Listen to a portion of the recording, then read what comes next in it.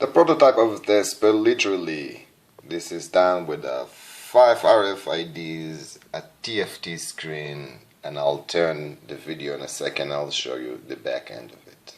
A bit of a mess here, but you can see the back of the 5 RFIDs, those are the 5 red lights. The back of the TFT screen, there's a mega here, and this mess here is the bus, the SPI bus for the 5 RFIDs.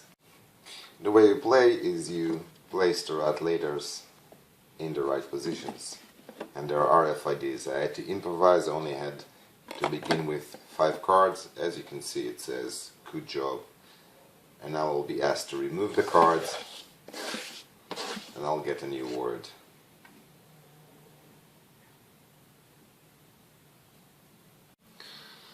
The TFT screen has a built-in SD card, and I use that to store bitmap that I can show on the screen. I keep a folder full of them with the name spelled as the image, meaning this image will be called DOG.bmp. And then I have a list of the words, I can show them, I know the word itself from the name of the file, and so on. But get ready, there's going to be a new version because this is a really small screen, and I said, well, why not use a browser?